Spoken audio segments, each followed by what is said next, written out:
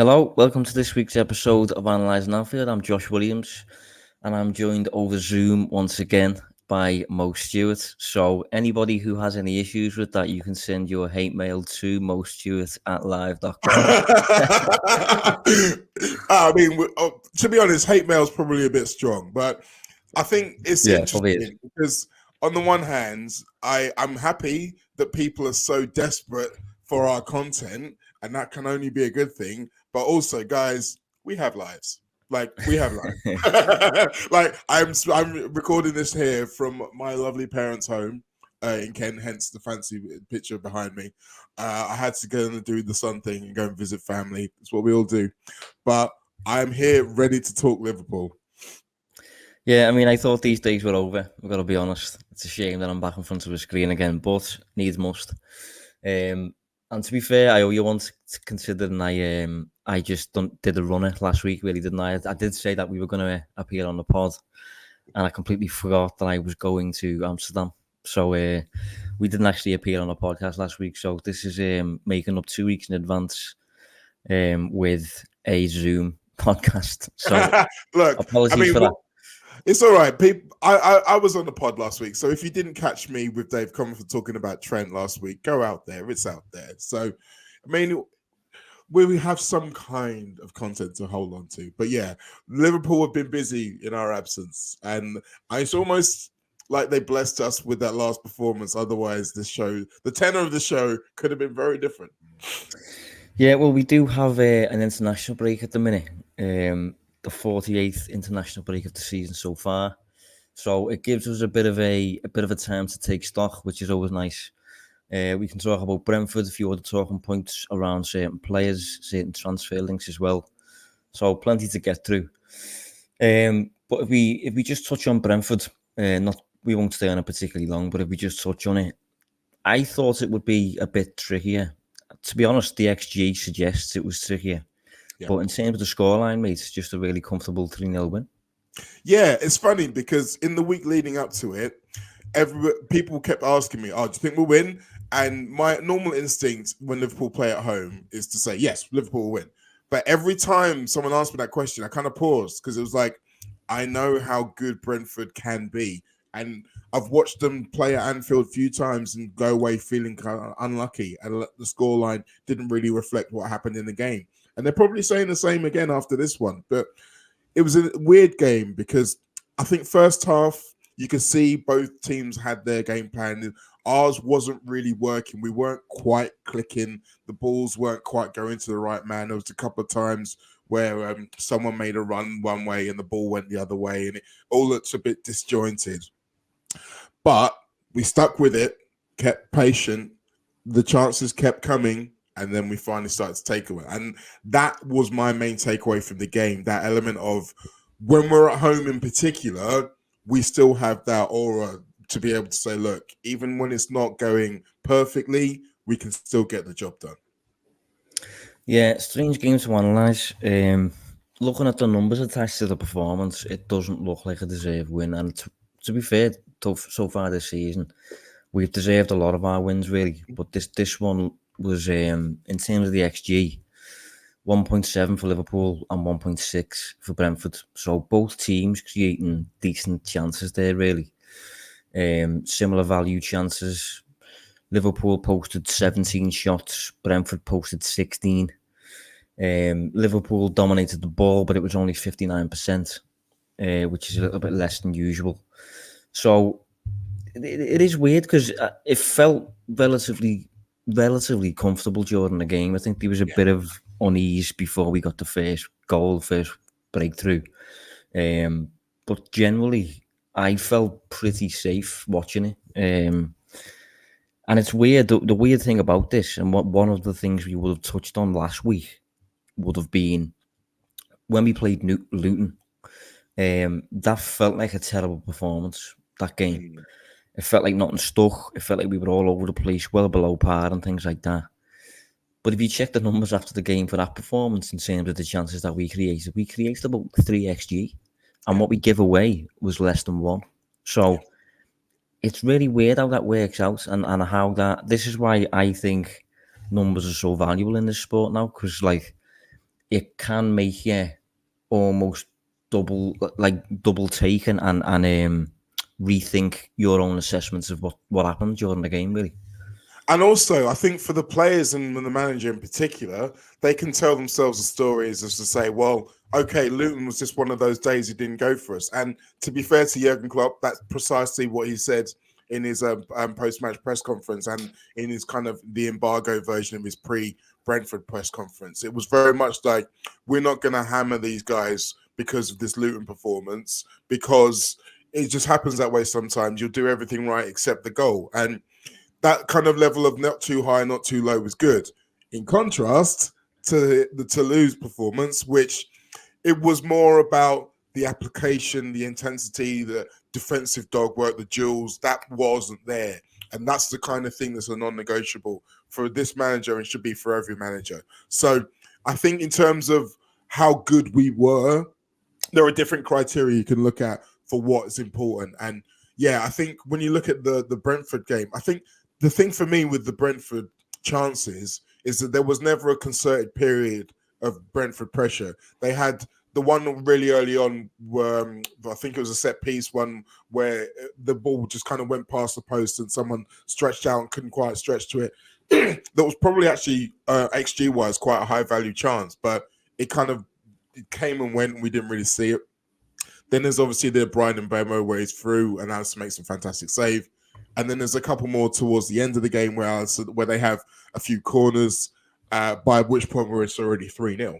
And obviously that context matters as well as to when these chances are happening. So I think in terms of the overall element of control we had in the game, it's always our bugbear, control. I think we were able to have it for a lot of the period of time in this game. And it was that control that allowed us the time and patience to get it right. Obviously, in some individual performances as well, I feel it would be very churlish of us not to mention Kostas Tsimikas simply because he basically he went from having one of his worst games to having his best game in the space of like 3 days.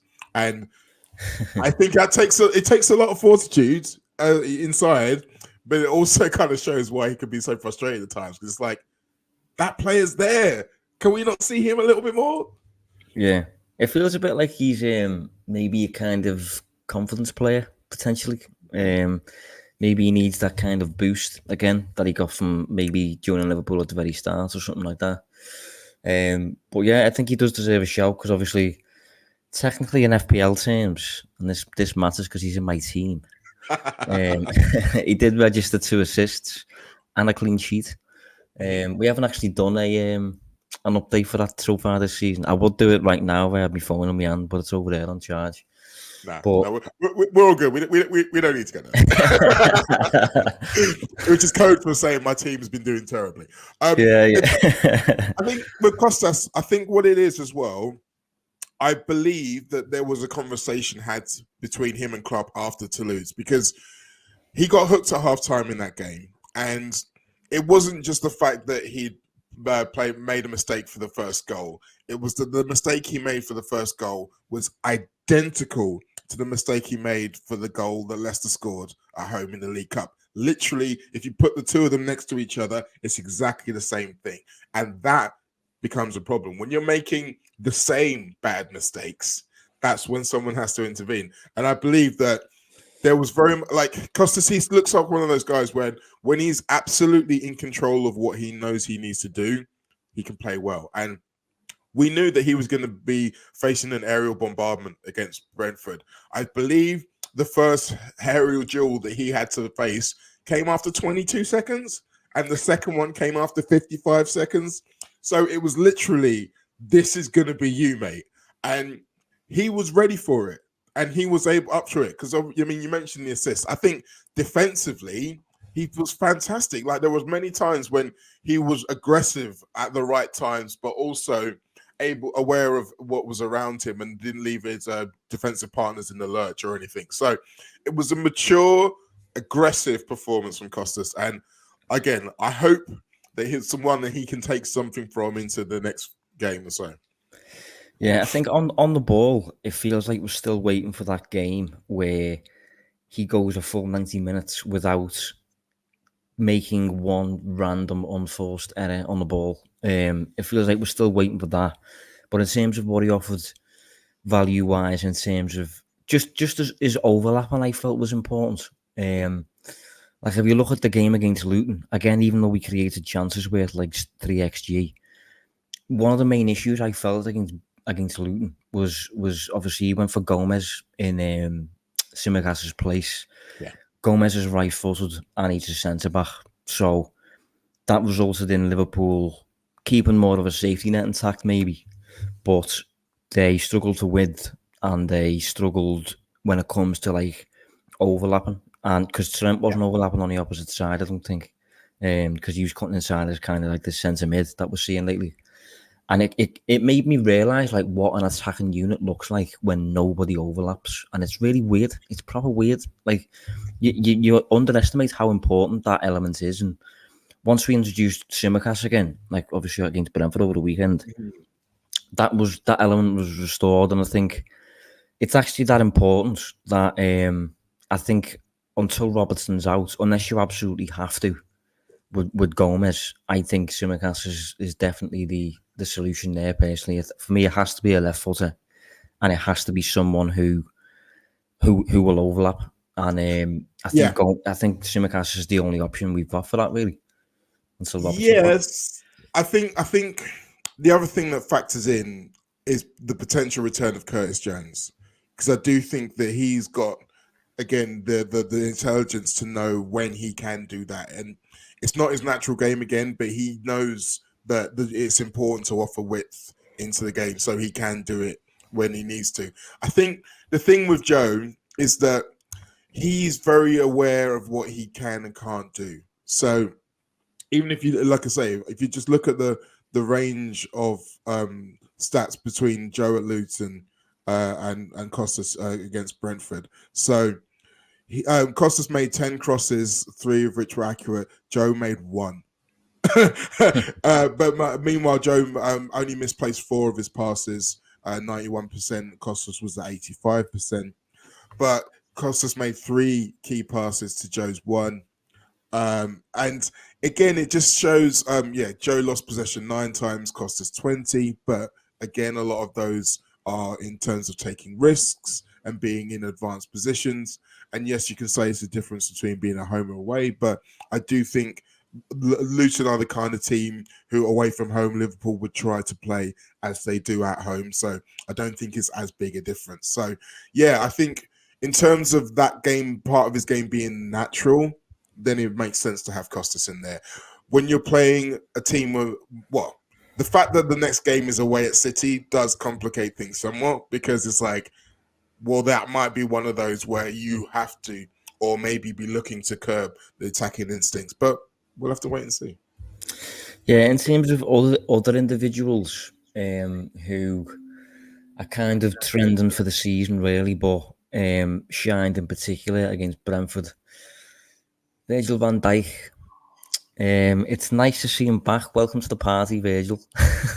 Yeah, it really is. It's funny as well because I was sitting in the upper main for the Brentford game, so it's very much the coach's position. So you can literally see the teams move together as a unit, and so you get a real sense of how the team are being managed, and he was managing a lot of what was going on in front of him.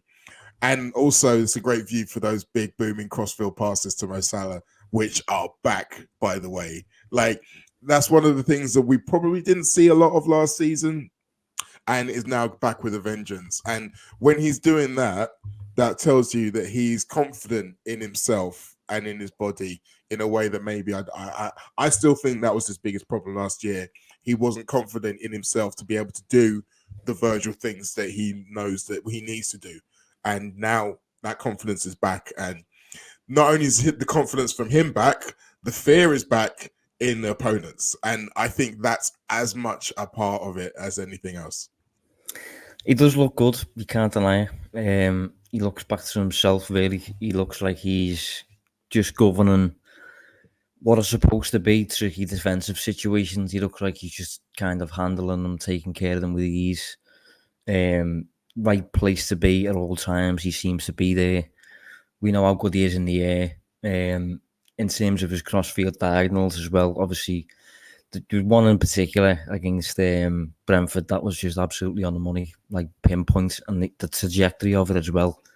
It went straight in a straight line, and there was no loft. It was just like gliding across the sky almost, really, right in Salah's path. And I think Salah actually killed it a little bit by the way in which he tried to set up Darwin. Then he kind of I don't know, it was like a weird volley kind of thing that he tried to, but he didn't really need to do that. He kind of misjudged the flight. But in terms of Van Dijk just looking good, it obviously bodes well for Liverpool to have the best centre back in the world, who is still the best centre back in the world for me.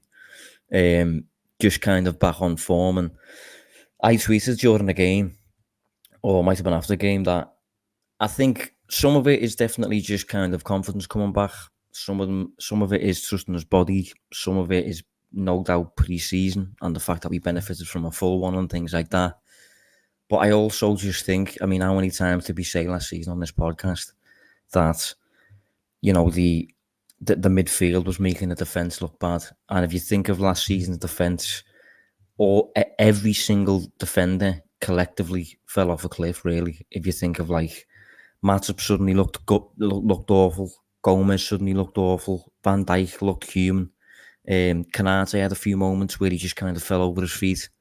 And all of that, in my opinion, was stemming from predominantly the midfield, but also the front press as well. You know, obviously we lost Sadio Mane. Firmino was no longer playing as much of a part as previous years.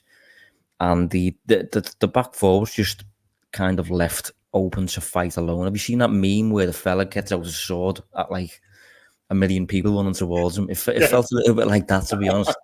And it feels like over the summer, Klopp's obviously bought 4 new midfielders, left 5 go, and his forwards are now pressing a lot. Nunes obviously a lot better on defensive side and things like that. And it gives your defenders a platform to grow in confidence. And you know, this is kind of why over the past couple of years, Man United centre-backs have been a mess, looking like Bambi on ice and things like that. It's because they struggle to get that foothold over the course of the season because they're constantly putting out fires.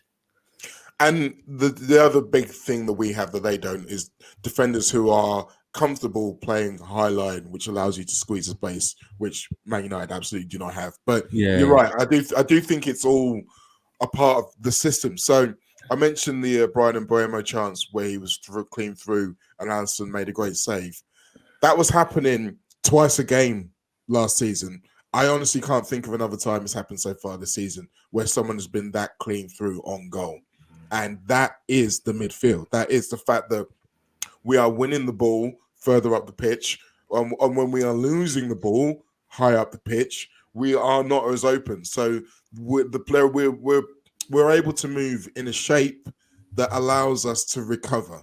And yes, we still sometimes look a bit slow in that recovery. There are some players who aren't necessarily the quickest, and certain configurations of the midfield can look like an issue. But in general, we're able to hold them up. And another fellow who's taken a bit of criticism over the course of the time is Liverpool, Wataru Endo.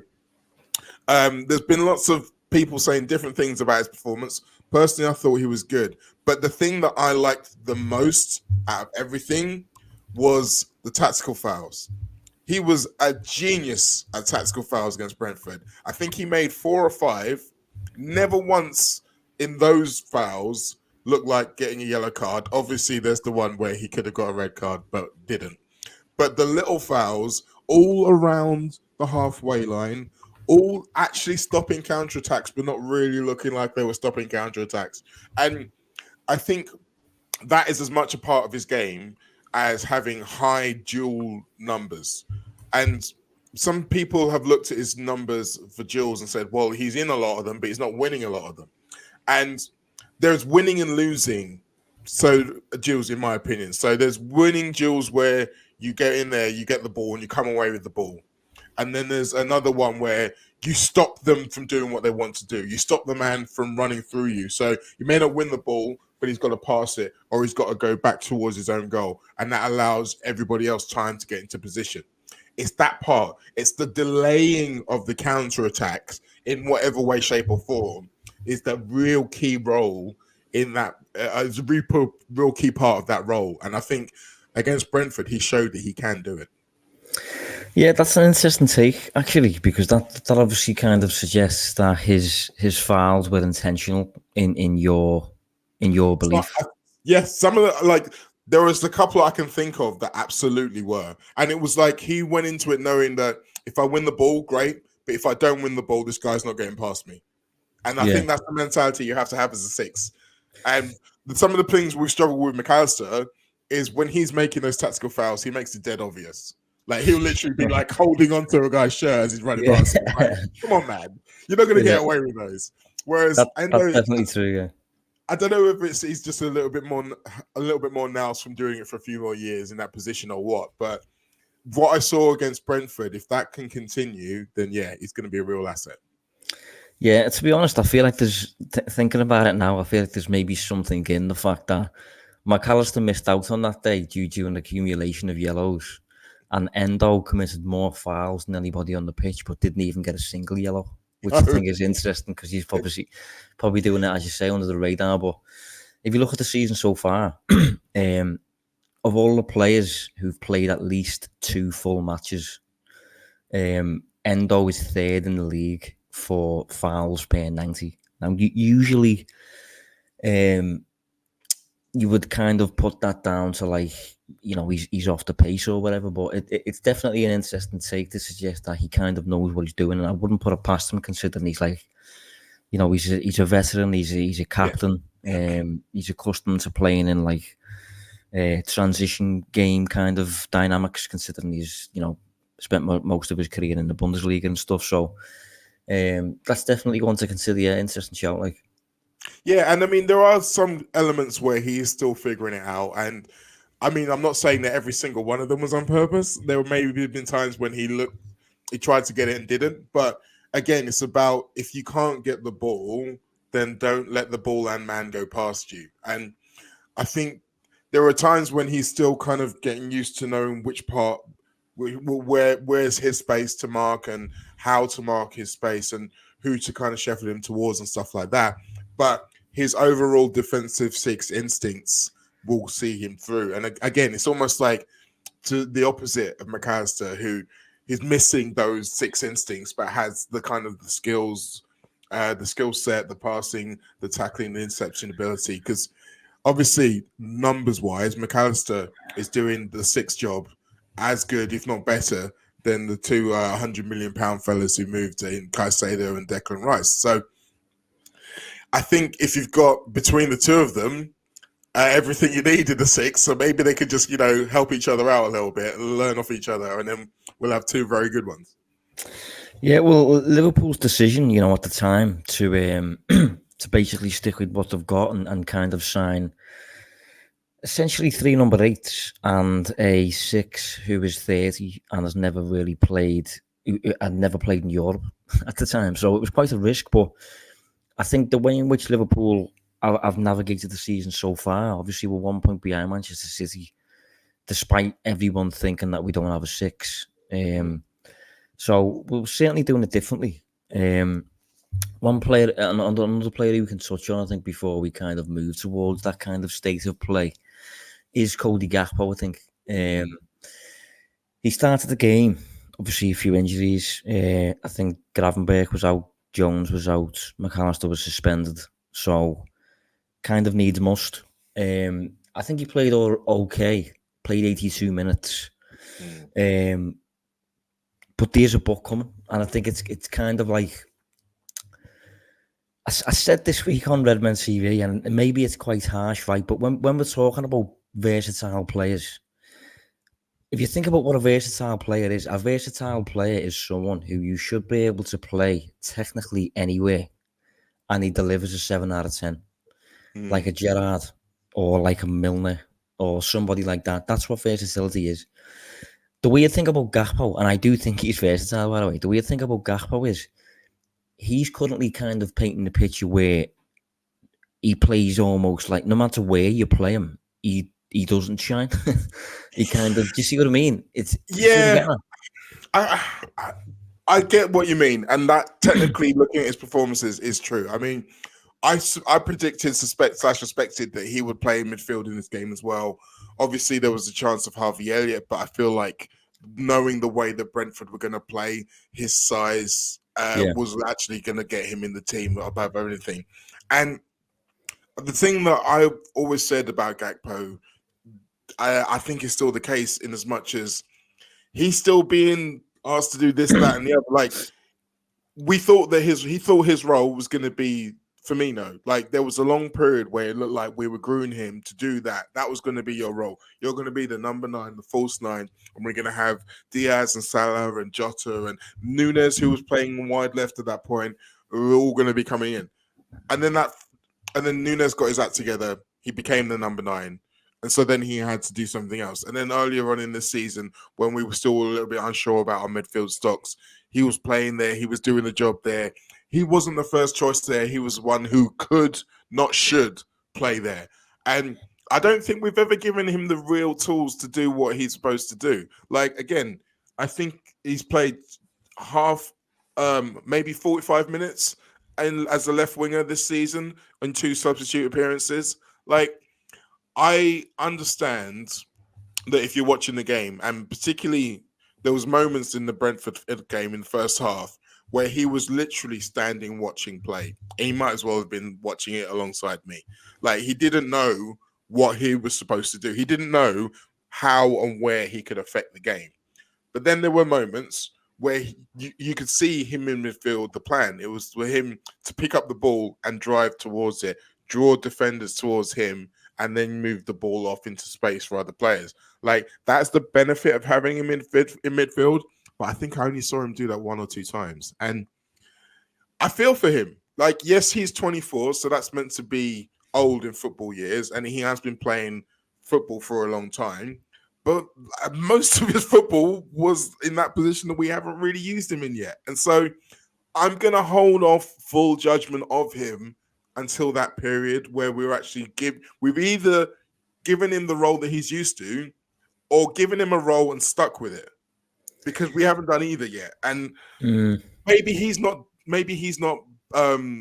playing well enough to grab a role, and maybe that's what Klopp will be saying to him. You've got to make your role, but I don't think we're helping him really, to be honest. See, the issue with that though, the issue with what you've said there is that would suggest he's not versatile.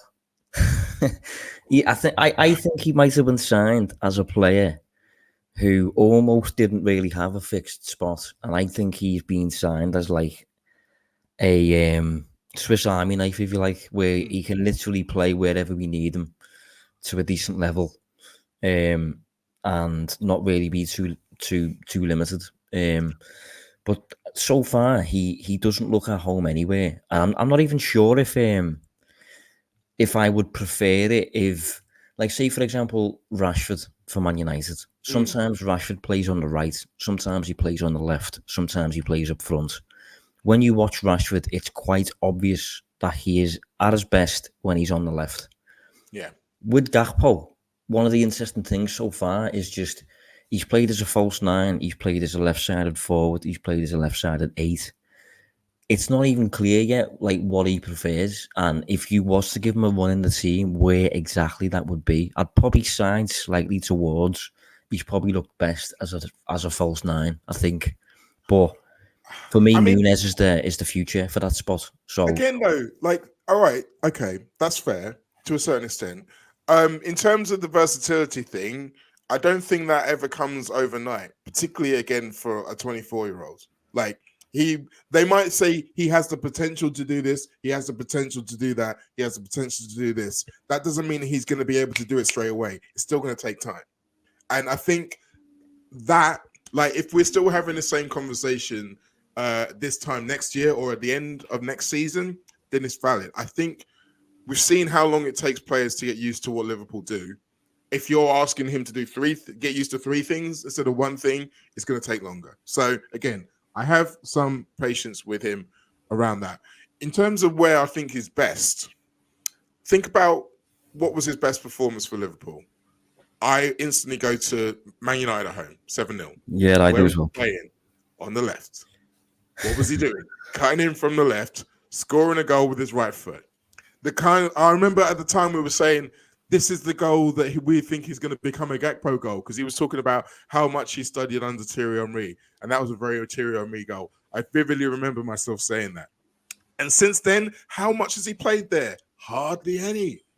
Like we have to, and maybe I'm just being a little bit devil's advocate on this one, but I do think it's important to recognize when we are helping players and when we aren't. And last year, there was a lot of uncomplimentary football where we weren't helping each other. And we've already said the effect of Virgil van Dijk, and Virgil's been playing Liverpool for a long time, and how important it is that everyone else has settled than him. So I think that matters for Cody. I still think that he's doing enough good things to say that, oh, well, we can't play him. I do think that it will help him immeasurably if he's playing in one position between now and the end of the season. Yeah, it's definitely one to watch. I still like him as a player. I don't have any major issues towards him yet, and it's not a case of like when he's included in the starting 11, like rolling my eyes or anything like that. No. I think he's got a lot of quality, and it's just kind of like it's a bit of a first world problem. I think at the minute, obviously Liverpool doing well in all the competitions and things. Lots of competition for places, and Gakpo just hasn't grabbed the shirt yet whenever he's being given the opportunity. And if you're right that his best spot is on the left, one of the issues with that, and this is the issue that we all talked about when he was first linked, because we were all kind of like, Cody Gakpo. The issue is you've got Luis Diaz over there and you've got Diogo Jota over there, and they both get minutes regularly over there. So it's going to be to have three in one spot. Like you're going back to Rashford, you're going back to Man United with Garnacho over there, Ronaldo, Martial, Sancho, Pogba. They all wanted that side. Not a good thing. So it's one to keep an eye on. I don't think it's, as I said, I don't think it's that big of a problem. It's one of them, though, that is definitely a talking point. And I think it's very Analysing Anfield as well, because he's like, he is a bit of a tactical puzzle. And I think when it comes to Nunes, I feel like we provided quite a bit of like a future glimpse for Nunes when everything was going badly. I feel like we kind of painted him as like, this is what's going to happen. With Gakpo, I think it's a little bit less clear, but while also still throwing in there, he's quite obviously very good. It's just kind of like, I don't know. It's an interesting one. It's a kind of open-ended question. Yeah, and I mean the Man United comparison is an apt one, and I think the way around it is that over time they will be all comfortable switching positions and getting to a point where it's not like they're all useless unless they're in their best position. And that's something that Man United are suffering with. I believe that we can adapt. I think if you think about Jota in particular, I think that he's starting to get a little bit more. I think every time he plays centrally, he looks a little bit better than he did last time. Some of the issues he had, particularly around some of his link-up play, I think he's actually come on leaps and bounds in some of that stuff. So it's not so much like we're just waiting for him to score as it has been previously, or he's not doing anything. So that's something that can develop. But yeah, it's the balance, isn't it, between having good options to bring off the bench and having depth, but then also like you say, if everyone wants to play in the same place, then that can be an issue. But I back Jurgen to work it out. Yeah, so we kind of round up the podcast with a talk about, I suppose, the Premier League, the state of play at the minute. Things are looking good, Mo. We've got obviously Manchester City after the break, which will be interesting, and obviously it's 12:30 kickoff.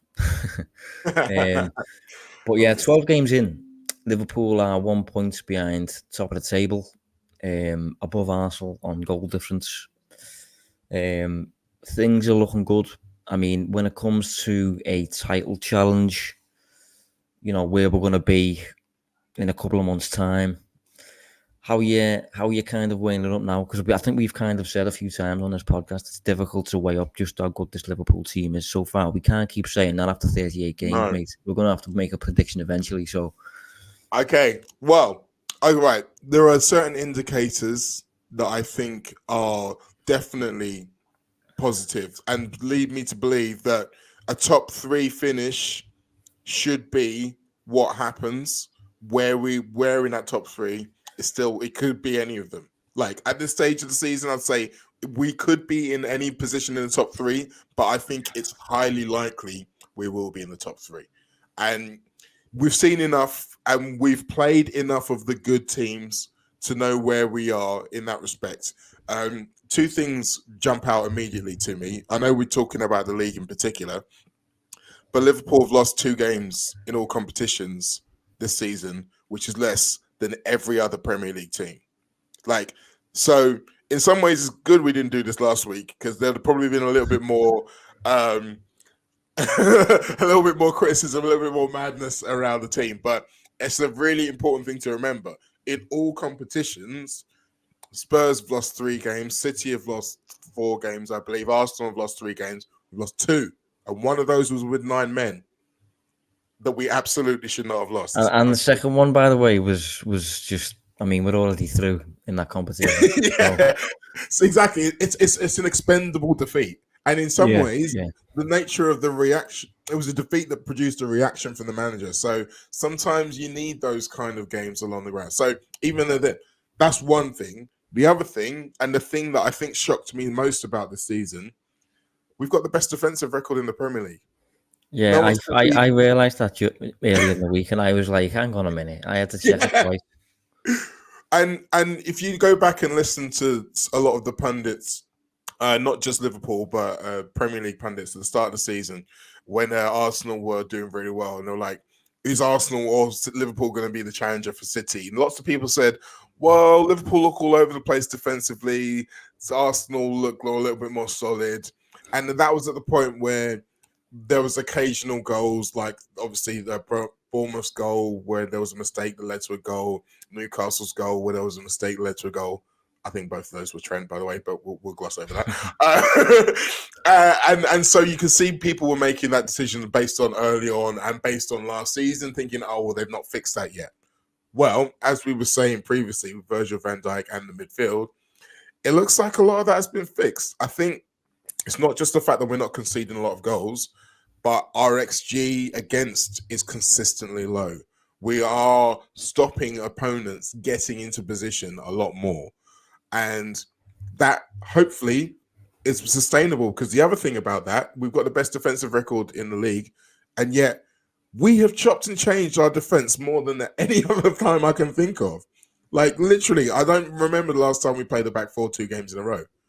So the fact is that we're not relying, apart from obviously Van Dijk and Alisson, we're not relying on individuals to bail us out time and time again. As a unit, we look more secure. And we've already talked about the embarrassment of riches up front. Put those 2 together, that's the title challenge.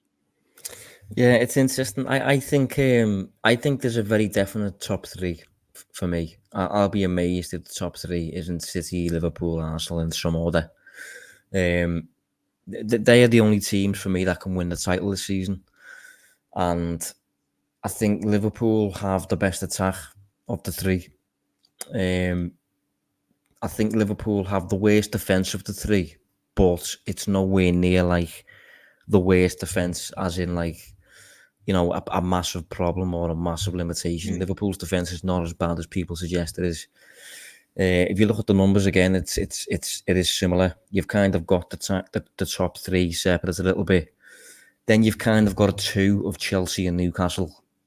Then kind of Villa in like a weird place on their own, and then almost the rest a little bit. That's kind of that's not how the table looks, but that's how it looks in terms of, you know, underlying numbers and stuff like that. And the bottom 3 is obviously just kind of Sheffield United, Burnley and Luton. They're probably going to go down. But yeah, title-wise, I am growing in confidence every week that Liverpool, I've kind of got the makeup to do it again. If you think of what we had when we won the league, you know, we did have We had Alisson Becker in goal, who was a massive difference maker and will just win points on his own. We had the best centre half in defence, and we've still got that with Virgil van Dijk, who looked back on form again. And we had a real, really threatening, multifaceted attack that could score goals in kind of any game. And alongside that, we also had like set pieces and things like that. We've obviously got that. And then all the little nice dynamics around that in terms of just Trent Alexander-Arnold being in the team. The midfield is fresh and revitalised again. We've arguably got more goals in midfield than we did a few years back. So I think, I've said a few times on this podcast over the years, for me, you're only as good as your players for the most part. I think Klopp is a bit special in the sense that he kind of also adds to that dynamic, a bit like a Guardiola does. But even if it was just kind of players up against each other with no managers involved, I think Liverpool probably have the top three first 11 in the league. So I think Liverpool are definitely going to finish in the top three this season. But in terms of a title charge, I actually think it's doable as well, yeah. But it's just more to do with whether City almost start to make it unfair, which they do have the power to do. And Guardiola, we know, is just kind of almost guaranteed on his own to just guarantee around 90 points, which is a bit annoying. But it could be a really exciting title race, really, compared to previous years. And also, I know that this seems a little bit churlish and maybe a little bit long-sighted, but I like the fact that we're playing City away before we're playing them at home, because that means that we can draw away and it's still a very good result, because we can then make up the points against them in the home game. If we've already had the home game, I think of the last time we were going for the title, 21-22, when it was around April, I believe, the away game, and it was very much like we needed to beat them to get that advantage. And it's a difficult thing knowing you have to win at the Etihad as opposed to knowing that you can be happy with a draw. It's a very different mindset, and it's just those 2 or 3 or 4% of extra having to go for it, having to take a risk, which can end up being a defeat. And I think if we've got enough space after this game to kind of wear whatever result, I think that even if we lost it, we wouldn't be out of contention for the title, but any points we can get are good, knowing that we've got the Anfield game in our back pocket later in the season. Yeah, to be honest, that feels like it hasn't been the case for a few years now. I think the last time that happened, off the top of my head, it might have been when Coutinho scored to win it. I'm probably wrong in saying that, but it does feel like every season that kind of decisive title deciding game is at the Etihad rather than Anfield. So, yeah, I agree, especially if you look at Liverpool's level this season at Anfield. We do look kind of untouchable, even to the extent where Brentford delivered a decent performance under the surface, and they end up getting beat 3-0. So that's definitely one to watch as well, yeah. But I'm sure that, like, I'm trying to double check it now, but I'm pretty sure that Liverpool, as of right now, are on course for about 85, 86 points at their current pace. And you've got to throw in there as well, that's including so many red cards in a few of these games. And we've had games where, we were literally inches away from getting it. Like, if you think of Gravenberch against Brighton, or you think of the Luton game where we generate 3 XG and score once in the last kick of the game. And it feels like we're ironing out loads and loads of things. It feels like we're nowhere near optimal yet. Nope. Not peaking yet or anything like that. So there could be a 90-point season in there, and any team that delivers a 90-point season challenges for the title. So things are looking up. Things are looking better than last season, safe to say. Yeah, and again, it's like, I think we can't say that we've been lucky with injuries either, because we've had to deal with players in and out a lot, and that hasn't derailed things. Obviously, there's a couple of guys who would make a massive difference if they weren't around. I'm not going to mention them because I don't want to jinx it, but you all know who I'm talking about. But the fact is that we are able to put out a different 11 and still be the same team. And I think that's such an underrated element of sustaining good play over the course of a season. And I think that's what we can do. Yeah, I agree with you, mate. But we'll kind of round up there. I think next week we will be back again. I can promise you that one. I will be anyway. I don't know about you, Mo. No. This is the last of my gallivanting, if you can even call it that. Yeah, hopefully we'll be back in person as well. But yeah, thanks for tuning in. Thanks for joining us, Mo. No problem. Always a good time. And we'll be back next week. So see you then.